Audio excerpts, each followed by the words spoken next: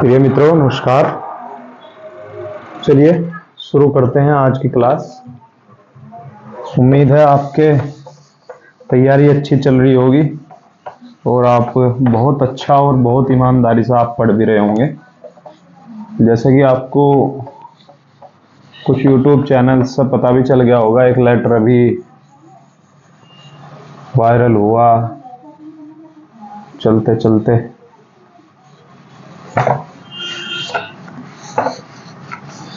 आपकी भर्ती के संबंध में ही दिनों दिन भर्ती प्रक्रिया बढ़ती ही जा रही, तो इसलिए आप अपनी तैयारी प्रॉपर तरीके से रखें और अच्छी तरीके से तैयारी करते रहें। डेली आपका जितना भी छूटा हुआ सिलेबस है, जितने भी छूटे हुए सब्जेक्ट हैं, जितने टॉपिक हैं, वो आप करते रहें। जो कंप्लीट हो रखे उन्हें रिपीट करते रहें। यही सफलता का मूल मंत्र है। इसके अलावा कोई ऐसी चीज़ नहीं है कि भाई गिलास में घोल कर कोई आपको पिया देगा और सवेरे ही आप टॉप कर जाओगे। ऐसी कोई चीज़ नहीं बनी। तो इसलिए आप अपनी तैयारी को दिनों दिन बढ़ाते चले जाएं। चाहे उसमें यूपी पुलिस का एग्जाम हो, चाहे जूनियर असिस्टेंट का हो, चाहे आरपीएफ एसआई का हो, चाहे आरपीएफ कांस्टेबल का हो, चाहे रेलवे की कितनी भर्तियों का हो, सभी एग्जाम में आपकी तैयारी ही आपके काम आएगी। दूसरा कोई शॉर्टकट नहीं है। ये आप बिल्कुल अपने दिमाग में डाल लें।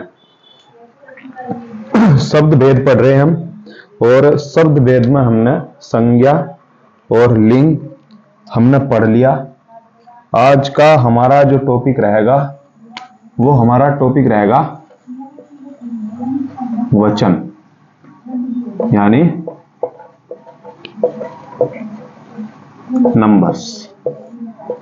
ठीक है। वैसे तो वचन आपने सुना होगा, किसी की जुबान या कोई कथन, इसे वचन कहा जाए, लेकिन व्याकरण में वचन का अर्थ पूर्णतः अलग है। यहां वचन किसी चीज की संख्या को दर्शाता है कि वो कितनी संख्या में उपलब्ध है। ठीक है। अब यदि मैं इसकी परिभाषा की बात करूं वचन की, तो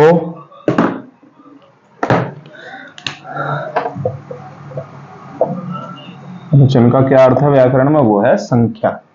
यदि मैं इसकी परिभाषा की बात करूं तो वचन से तात्पर्य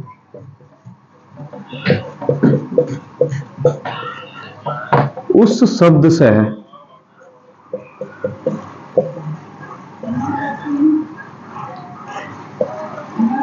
जो किसी संज्ञा या सर्वनाम की संख्या का बोध कराता हो। कहने का मतलब यहां यह है कि देखो, मेरे हाथ में ये एक पेन है। ठीक है। तो मुझे पता चला कि इसका नंबर कितना? एक। इसकी संख्या कितनी? एक। लेकिन अब मेरे हाथ में तीन पेन है। या तो यहां एक प्रॉपर संख्या ये बता दी जाए कि तीन पेन है, या ये कह दिया जाए कि उनके हाथ में एक से अधिक पेन थे। ठीक है। तो ये इसकी संख्या होगी, यही इसका वचन हो गया। ठीक है। अब कैसे? देखिए, व्याकरण में जो वचन का प्रकार है, ये परिभाषा आप देखो। व्याकरण में जो वचन का प्रकार है, व्याकरण में वचन दो प्रकार के होते हैं। ठीक है। हिंदी में दो वचन है। या तो एक वचन है या बहुवचन है। ठीक है। अब इसके प्रकार के बारे में बात कर लेते हैं।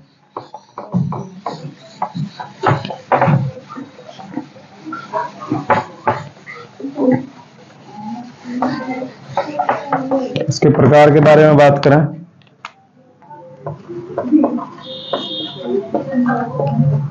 एक वचन। एक वचन जहां किसी शब्द से किसी संज्ञा या सर्वनाम के एक संख्या का बोध हो।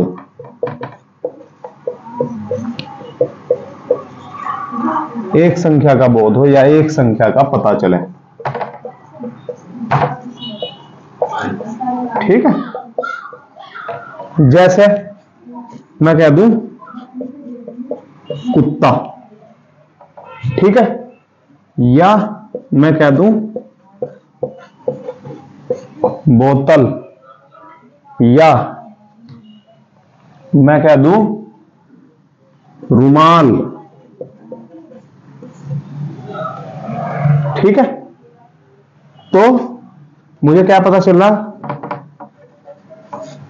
एक कुत्ते के बारे में पता चल रहा, यहां से एक बोतल के बारे में पता चल रहा और रुमाल एक पता चल रहा। अर्थात जहां हमें किसी संख्या में सिर्फ एक ही वस्तु का संज्ञा हो चाहे सर्वनाम हो, एक का ही बोध हो, एक का ही पता चले कि वो सिंगल है, वो सिंगल है, तो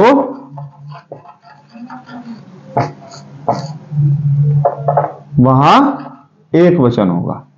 ठीक है, इसीलिए इसे कहा गया सिंगुलर, सिंगुलर नंबर। अब अगली बात करें तो अगली बात करते हैं, दूसरा प्रकार है इसका बहुवचन। ठीक है,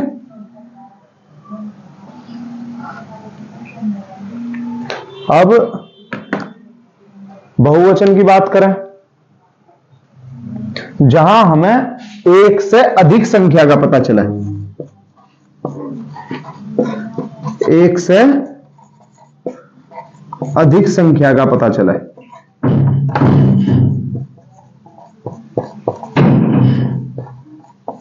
अधिक संख्या का पता चला है।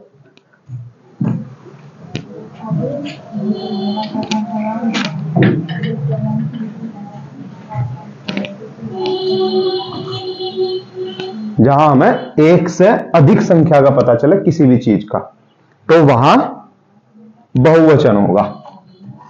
चाहे वह संख्या 2 हो, चाहे कोई 3 हो, चाहे 4 हो, एक्सेट्रा अनंत तक कितनी हो, वो बहुवचन है। ठीक है, तो यही सिंगुलर है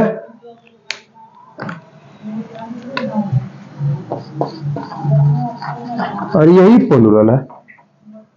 सिंगुलर मतलब एक वचन, प्लुरल मतलब बहुवचन। ठीक है, सिंगुलर नंबर और प्लुरल नंबर पता चल गया। अब उदाहरण देख लेंगे यहीं का ही, इसी के ऊपर लिख ले रहे। जैसे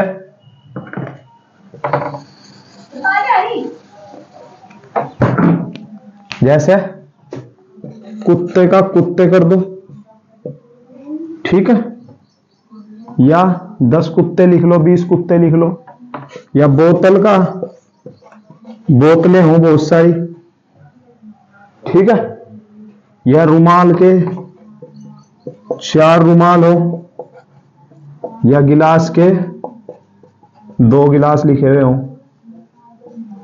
ठीक है, तो ये सब क्या हो गया? ये बहुवचन हो गया।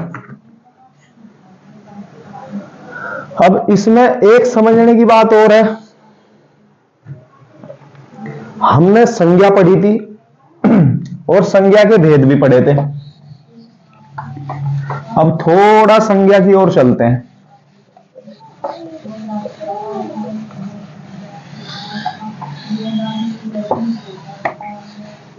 कुछ संज्ञाएं ऐसी हैं जिनके हम बहुवचन नहीं बना सकते, जैसे कि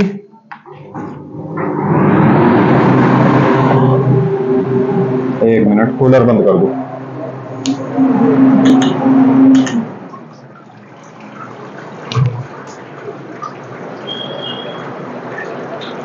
जैसे कि व्यक्तिवाचक संज्ञा, जैसे द्रव्यवाचक संज्ञा और भाववाचक संज्ञा।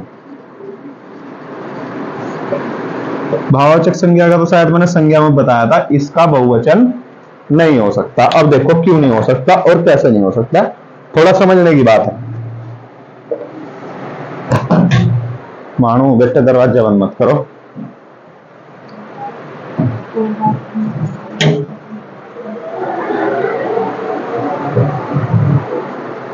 जैसे व्यक्तिवाचक संज्ञा, नाम ले लो किसी भी व्यक्ति का, लिख लो बबली, या लिख लो शहर का नाम ले लो सहारनपुर या प्रयाग। ठीक है, ये व्यक्तिवाचक संज्ञा है। क्या बबली का बबले लिख सकते हैं? किसी नाम को बहुवचन बना देंगे? नहीं बना सकते। या बबलियां लिख लेंगे? नहीं लिख सकते। ऐसे ही सहारनपुर का नहीं लिख सकते, सहारनपुर या सहारनपुरिया, ऐसे नहीं। ठीक है, सहारनपुर सहारनपुरिया हो नहीं सकता। सहारनपुरिया बल्कि एक किसी जातिवाचक संज्ञा हो जाएगा। जब हम सहारनपुर को सहारनपुरिया कर देंगे तो जातिवाचक संज्ञा हो जाएगा, यानी ये इस शहर से बिलोंग करता है। ठीक है, तो प्रयाग, प्रयाग को भी हम वो नहीं लिख सकते, बल्कि हम ये जरूर लिख सकते हैं कि वहां उत्तराखंड में 3 प्रयाग मौजूद है या 5 प्रयाग मौजूद है, यानी 5 संगम मौजूद है, लेकिन इसे बहुवचन नहीं बना सकते। ठीक है, अब द्रव्यवाचक संज्ञा देख लो। द्रव्यवाचक संज्ञा में जैसे सोना, ठीक है, या दूध या घी। ठीक है, सोना जब सोना होगा तब भी बहुवचन होगा, और जब सोने होगा तब भी बहुवचन होगा, क्योंकि सोना तोल में खरीदा जा। तो इसलिए हम इसका कोई भी प्रत्यय या कोई अतिरिक्त चीज जोड़ के इसे नहीं बहुवचन बना सकते। इसके सामने हम लिख सकते हैं कितने तोला सोना है? 10 तोला। दूध 10 केजी या घी 5 केजी। ठीक है, मतलब कुल मिलाकर हमें इनके सामने परिणाम बोधक परिमाण बोधक चिन्ह लगाना पड़ेगा या परिमाण बोधक शब्दों का प्रयोग करना पड़ेगा, तब ये बहुवचन कहलाएंगे। ठीक है, जैसे दूध को हमें क्वांटिटी उसकी बतानी पड़ेगी कि कितनी क्वांटिटी में चाहिए, कितना परिमाण है, कितनी तो माप तोल में चाहिए। घी भी हमें उसकी माप तोल बतानी पड़ेगी कि कितने किलो घी हमें चाहिए, तब जाकर के वो बहुवचन में बदलेगा, अन्यथा नहीं। ठीक है, नीचे को मिटा दे रहे। अब जैसे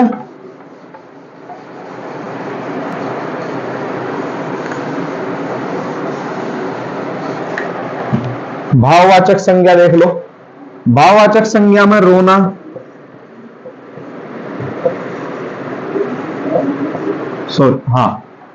खाना, ठीक है, या गुस्सा,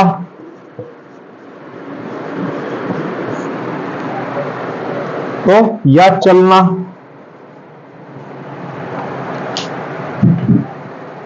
इसका कंसेप्ट लंबा है, आपको समझ में नहीं आनेगा। रोना और गुस्सा का देख लो। ठीक है, भाववाचक संज्ञा रोना, गुस्सा, ये भावनाएं हैं व्यक्ति की। तो क्या रोना का रोने या रोवे या कुछ ऐसा लिख देंगे? नहीं लिख सकते। ठीक है, गुस्सा का गुस्से या गुस्साए ऐसा कुछ नहीं हो सकता।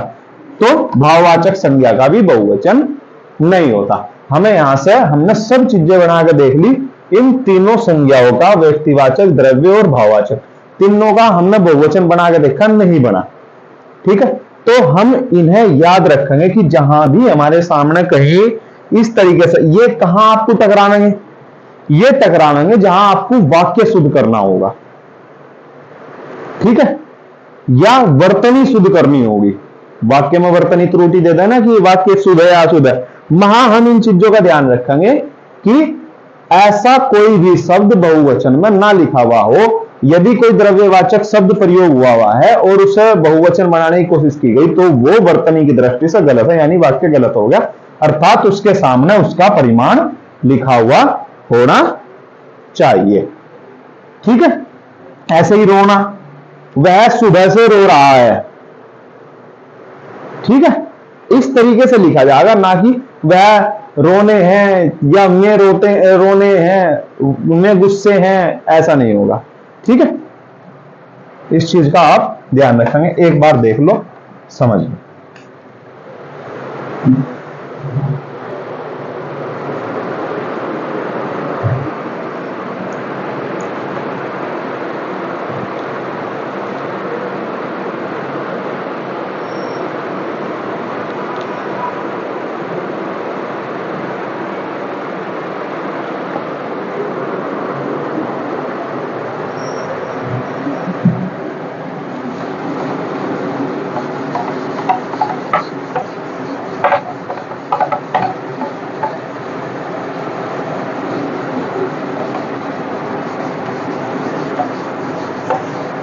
अब देखो, जैसे शब्द, अब कुछ शब्द तो ऐसे हैं जिनके सामने हम बहुवचन किस प्रकार बनाते हैं ये सीख ले रहे।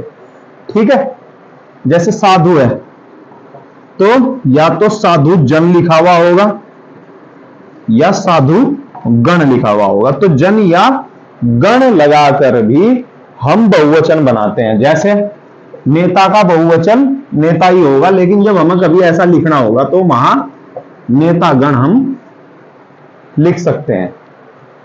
ठीक है, दिल्ली में सभी नेता बैठे हैं, या कुछ नेतागण प्रधानमंत्री जी से मिलने गए, इस तरीके से ध्यान रखेंगे। अब जैसे, अब कुछ शब्द ऐसे हैं जो हमेशा ही बहुवचन में रहे, वो भी देखो, प्राण, मेरे तो प्राण पखेरु उड़ गए, आंसू, ठीक है, आंसू। जैसे हस्ताक्षर, आपने हस्ताक्षर कर दिए, हस्ताक्षर, ठीक है। प्राण श्वास का मेल है, या यूं कह लो कि आपकी जीवात्मा का मेल है, इसलिए भी इसे बहुवचन कह सकते हैं। एक टीचर थे हमारे इंग्लिश के, उन्होंने तो इसी प्रकार से हमें समझाया था कि जैसा आंसू है दोनों आंखों से आ रहे, तो वो बहुवचन ही है, क्योंकि आंसू कभी भी अकेला तो टपक नहीं, तरह की एक आंसू टपक जाएगा, वो तो सिर्फ गाने में ही हो, एक आंसू जो है 8-8, 10-10 लाख का, 9-9 लाख का हो, है। हस्ताक्षर, हस्ताक्षर भी शब्दों का, वो वर्णों का मेल है, तो ये बहुवचन है। अब कुछ शब्द और हैं, जैसे एक शब्द है मन, मन, मन हमेशा बहुवचन रहेगा। कैसे?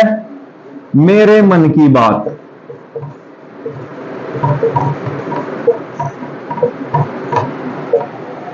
ठीक, या मेरे मन में ये आया, मेरा मन तो नहीं हो, तो मन बहुवचन होगा। सूर्य बहुवचन होगा, ठीक है। जितने भी देवगणों के नाम हैं, या पिता, माता, जो भी सम्मानजनक शब्द हैं, जो भी सम्मानजनक शब्द हैं, इन्हें हम ऐसे भी सीख सकते हैं। जितने भी सम्मानजनक शब्द हैं, सम्मानजनक शब्द हैं, वो बहुवचन में ही प्रयोग होंगे। ठीक है। कैसे?